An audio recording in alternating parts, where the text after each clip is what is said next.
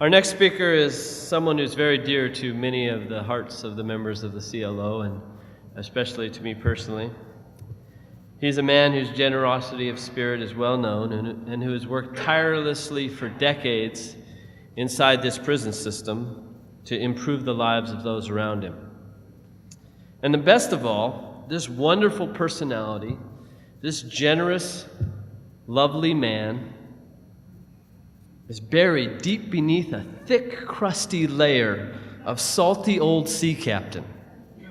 Please welcome Bill Pawlyk.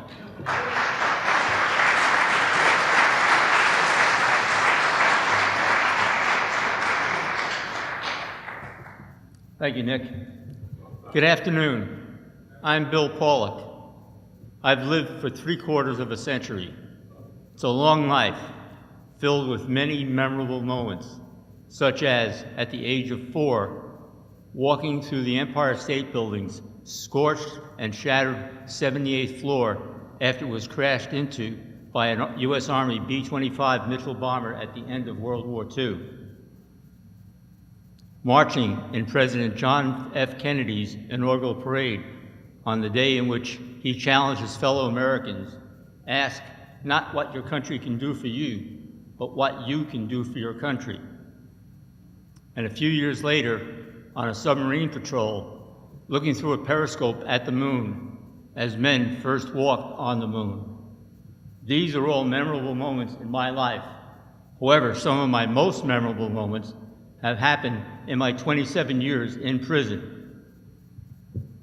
Early in my jail time, I came across an article, Happy Even in Prison. Ironic title, Happy Even in Prison. A key passage is, a person is always a prisoner of something. The only real freedom is within ourselves. I came to this understanding by becoming a prisoner of the state for life without the possibility of parole. I was reborn into a harsh new world, the world of jail and prison. This was my new community.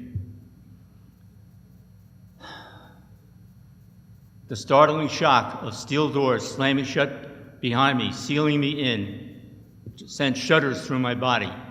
I was stripped naked, my clothes taken, and I was issued a jumpsuit and a pair of rubber shower shoes, first at the county jail, and then at the state penitentiary, where I was sent to serve my life sentence for taking the lives of 2 people. Strip searches are rites of passage. They marked a major turning point in my life. This was as much a rebirth in a new life as being born again religiously.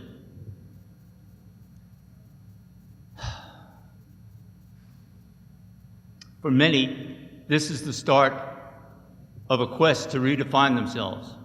Many ask some form of the question, why? Why me? Why now? Why am I here? Why are any of us here? After my trial, I received letters from 3 of my jurors, one of whom wrote, "There is a gift of life and a gift of death. You are given back the gift of life. Your challenge now is to discover why and for what you were given back that gift of life." For me, this challenge went to what my purpose in life was in my new community. What could I still accomplish? How could I make amends? These questions continue to motivate me a 1/4 of a century later. After my trial, when I received the letters from my jurors, from 3 of my jurors who said,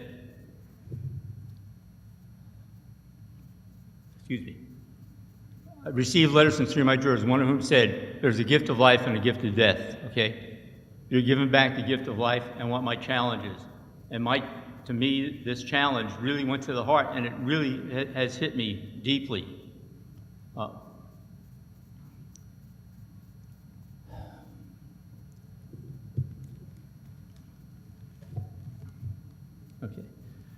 So I determined to be as useful as I could be to people in my community, those around me, by applying my education and experience to help others by facilitating, tutoring, and teaching. I found education to be profoundly powerful in reforming lives. Men who never experienced success and been told they were failures experience a rebirth and develop newfound confidence in themselves. I saw a man who was the black sheep of his family for being in prison, now applauded and hugged for being the first in his family to get a GED or diploma. I met a man who felt humiliated because he had to ask strangers in his jail cell to read him his letters from his family and to write his replies because he was illiterate. This man asked for my help in learning how to read and write. In his first lesson on the ABCs, he was shown the letters A, B, C, D, and given some time to study. He came back within 15 minutes with the plaintive plea, "Isn't there something simpler?" About a year or so later, when I arrived at Walla Walla, I heard him call out excitedly, with a beaming smile on his face, Bill, I got my GED." I've seen instructors, some of whom are here today, driven to tears of frustration in trying to get a concept across to a student. And those tears of frustration turn into tears of joy when that man achieved his GED or degree. I've seen tears of joy on a prisoner's face in getting his GED or degree, and convicts do not cry, except maybe at graduations. These decades of involvement in prison education have given me some of my most memorable moments. Seeing men overcome a life history of strife, struggle, stinging put-downs, smashing defeats, and their transformation into achievers with newly found self-confidence and sense of accomplishment, that is memorable. As long as I am able, I will do my best to enable people to live a better life while in prison and to prepare themselves to be contributing citizens of society when they get out. This is my community.